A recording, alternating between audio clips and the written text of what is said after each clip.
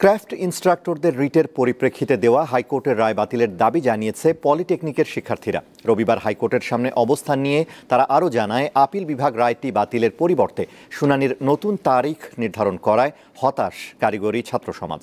Walton BLDC fan খরচ বাঁচে 65% পর্যন্ত। ওয়ালটন বিএলডিসি ফ্যান ছড়ায় স্বস্তির সবুজ হাওয়া। ৬ দফা দাবি পূরণে দীর্ঘদিন থেকে দাবি আদায়ে রাজপথে রয়েছে পলিটেকনিকের শিক্ষার্থীরা, যা গত ১৬ এপ্রিল থেকে জোরালো আকার ধারণ করে। আন্দোলনকারীরা কখনো শাটডাউন, কখনো রেলপথ, আবার কখনো অবরোধ করে সড়ক মহাসড়ক।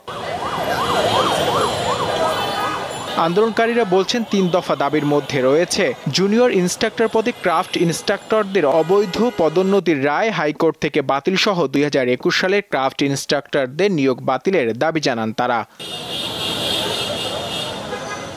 ক্রাফট ইন্সট্রাক্টরদের দায়ের করা রিটের শুনানির তারিখ নির্ধারণ থাকায় রবিবার সকালে হাইকোর্টের সামনে অবস্থান নেন পলিটেকনিকের শিক্ষার্থীরা। এ সময় যে কোনো ধরনের বিশৃঙ্খলা এড়াতে সতর্ক অবস্থানে ছিল আইন শৃঙ্খলা বাহিনীর সদস্যরা। আমরা চাই এই রায়টা সম্পূর্ণ বাতিল হয়ে যাক, তো সেই বাতিলের দাবিতেই আমরা এখানে অবস্থান নিয়েছি। পুনরায় আমরা জানান দিতে চাই যে আমরা এখনো দমে যাইনি, তো এইটার জন্য আজকে আমাদের এখানে আসা। আমাদের ক্লাসরুমে ফিরতে হবে, অনেক দিন টাইম হয়ে গেছে, এখন পর্যন্ত আমরা ক্লাস ঠিকভাবে করতে পারতেছি না।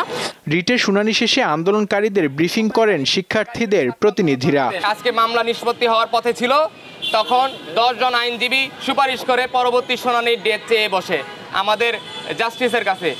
আমরা আশা করেছিলাম আজকে এই আদালত চত্বর থেকে আমরা একটি ভালো ফলাফল নিয়ে ফিরবো বা এই মামলা নিষ্পত্তি হবে, কিন্তু এই মামলা নিষ্পত্তি হওয়ার সেই আশানুরূপ ফলাফল আমরা এখনো পাই নাই।